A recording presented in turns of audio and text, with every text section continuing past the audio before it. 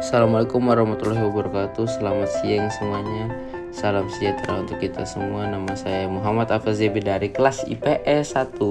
Saya akan mempresentasikan kegiatan pembelajaran masalah ekonomi untuk yang pertama, yang kedua sistem ekonomi, yang ketiga sistem ekonomi di Indonesia. Mungkin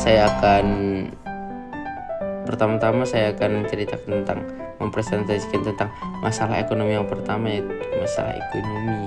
Masalah ekonomi adalah masalah yang timbul saat keinginan dan kebutuhan bertemu dengan sumber daya yang terbatas. Masalah ekonomi ini pasti akan selalu bermunculan dalam kehidupan sehari-hari. Intinya sih, karena keinginan kebutuhan manusia itu banyak banget dan gak terbatas. Sementara ketersediaan sumber daya yang dibutuhkan belum bisa memenuhi keinginan tersebut. Inilah pokok ekonomi klasik yang sering banget kita alami.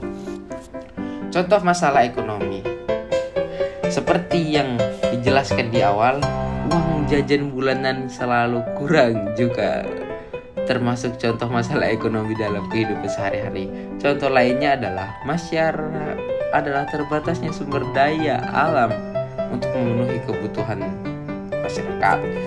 Kamu pasti pernah mendengar atau melihat berita tentang kelangkaan beras di Indonesia. Misalnya, beras kan juga kebutuhan pokok sebagian besar masyarakat Indonesia.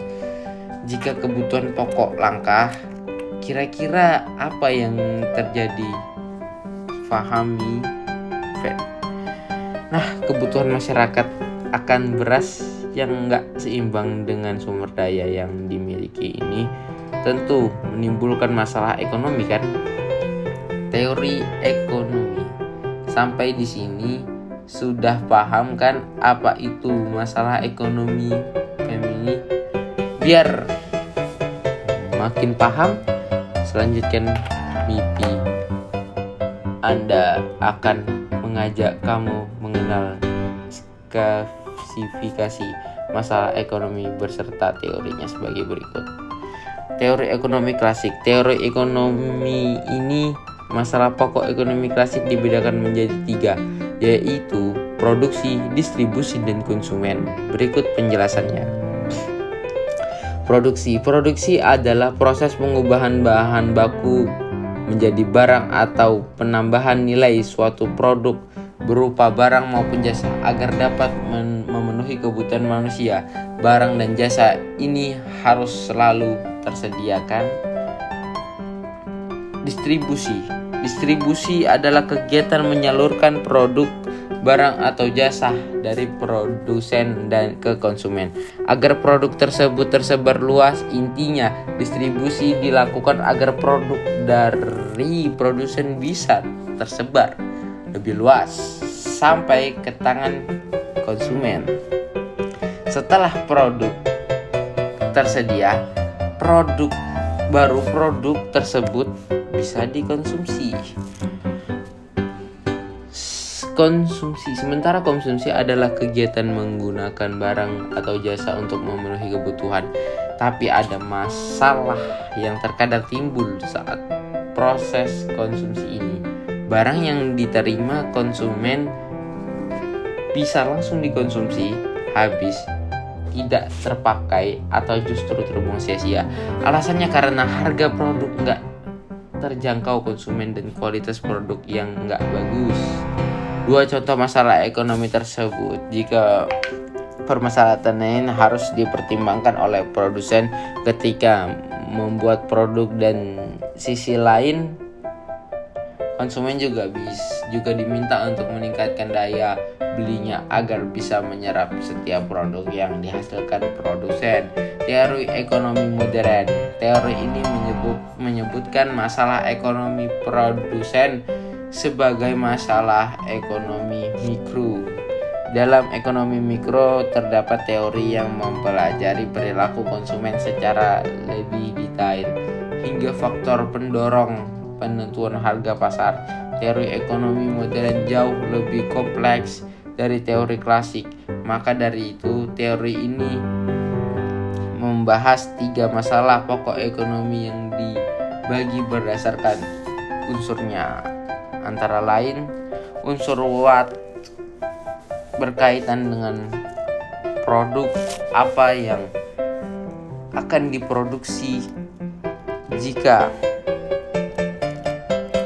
Jika unsur ini membahas tentang bagaimana produsen bisa menentukan produk, barang atau jasa yang akan diproduksi. Setelah menentukan produk yang akan diproduksi, produsen juga diminta menentukan beberapa jumlah produk yang diproduksi.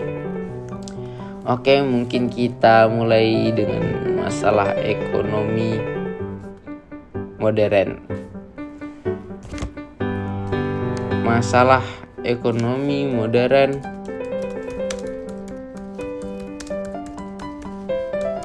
mungkin langsung saja kita mulai, guys. Masalah pokok ekonomi modern terdiri atas 3 hal, diantaranya barang dan jasa, apa yang harus diproduksi, bagaimana cara memproduksi barang dan jasa, serta untuk siapa barang dan jasa tersebut diproduksi. 3 masalah tersebut kemudian diwakili dengan istilah what, how, dan for how. Oke, mungkin itu untuk masalah ekonomi. Kita lanjut yang kedua, guys. Oke, mungkin yang kedua adalah saya akan memberikan presentasi terkait sistem ekonomi. Sistem ekonomi adalah susunan unsur-unsur ekonomi yang saling berhubungan dan bekerja untuk memecahkan masalah ekonomi serta mencapai tujuan tertentu. Kegiatan produksi, distribusi, dan konsumsi itu semua berperan besar dalam sebuah sistem ekonomi.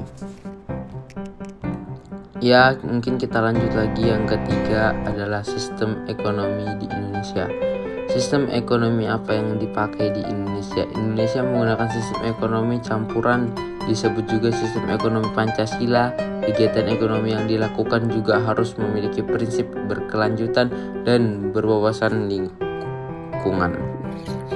Ya, mungkin itu saja untuk presentasi saya tentang masalah ekonomi, sistem ekonomi, dan sistem ekonomi di Indonesia. Kurang lebihnya saya mohon maaf. Assalamualaikum warahmatullahi wabarakatuh. Selamat siang semuanya.